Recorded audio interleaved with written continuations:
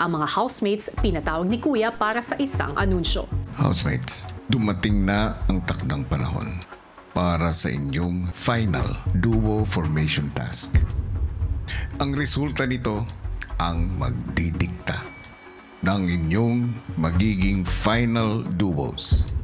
Para sa kanilang final duo formation task ay meron silang 2 stations. Sa unang station, makita ang mga litrato ng kanilang mga mahal sa buhay na dapat nilang matandaan ang pagkakasunod-sunod para gagawin nila sa ikalawang station. Pagdating sa second station, aayusin nila ang wooden poles base sa pattern na nakita nila at ipepwesto sa ibabaw ng isang handheld panel. Kailangan nila itong balansehin at itawid papunta sa kabilang podium at kung may mahulog na pole ay kailangan nilang bumalik at muling magsimula. Pwede rin silang bumalik sa unang station kahit ilang beses para muling tingnan ang pattern. Para magtagumpay sa task, kailangan nilang mailapag sa ibabaw ng podium ang handheld panel na walang bumabagsak na wooden pole at nasa tamang pagkakasunod-sunod ito.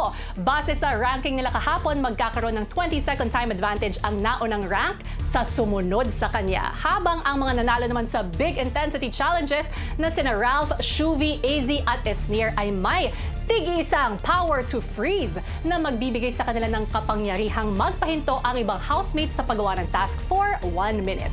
Ang bilis nila sa task na ito ang siyang magbibigay ng kanilang ranking sa pamimili ng magiging final duo. Good luck sa inyong lahat. Ilang sandali pa, narinig na nila ang hudyat ni Kuya. Ready, get set, go! The fact na may advantage po ako para sa task na to, I'm very blessed, I'm very lucky to have that. It just made me want to work harder. It made me not want to put it to waste.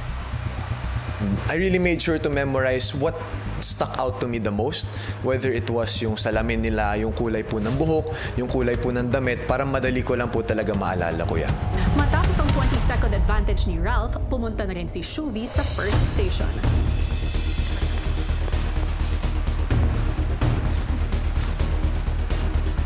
Ang ginawa ko po kasing memorization is babae, lalaki, babae, ganun po. Hindi ko po siya masyadong nakita as advantage kasi nga po, nag-stay talaga ako dun, Kuya, for the memorization talaga ako, Kuya, kahit nandun na sa tiklang. So, pwedeng kasabay mo yung mga nahuli kesa sa'yo.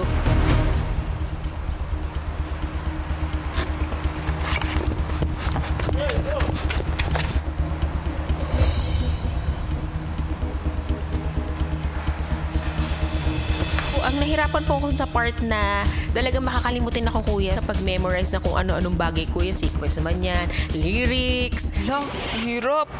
May memory. Knowing na memory po yung first part ng task, dinivide ko lang po siya sa 2. So, minemorize ko lang po talaga yung first 6 na muka. Stinak ko po siya, diniretso ko po siya sa isang linya para makuha ko na po agad yung pattern ng first half.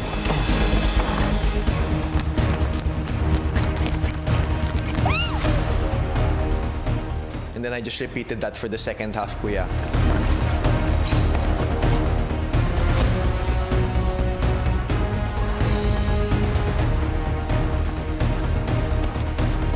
Diskarte is, hindi ako magtatagal dun sa screen. Ganon din naman, pwede naman siyang balik-balikan. 2 at a time, 3 at a time, ganun na lang para like mas less sakit sa ulo for me.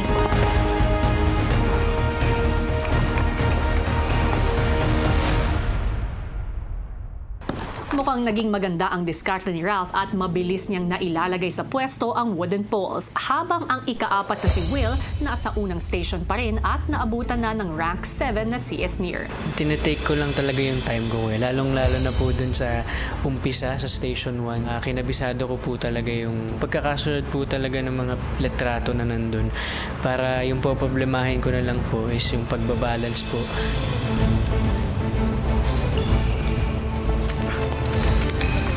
Kailangan ko talaga mag-calm down. Kasi alam ko na po yung sarili ko na natataranta, na minsan nanginginig sa nervyos. So I really had to take my time.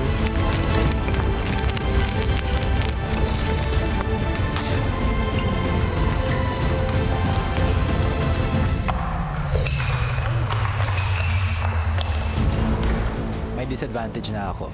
11th place ako. Approximately, may 3-minute head start ang mga iba. Basta yung importante matapos ko yung task na ito. Sa pagdala po ng handheld bars is really stability, kuya, sa core. I made sure, kuya, na yung grip ko hindi po sobrang lakas.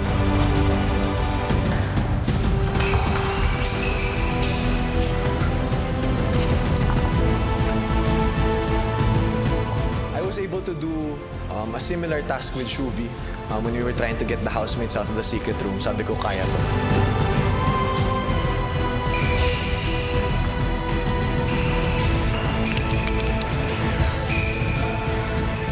Nakatulong po talaga ng sobra yung training namin with the previous tasks. Kasi po medyo may feel na po ako on how to do it.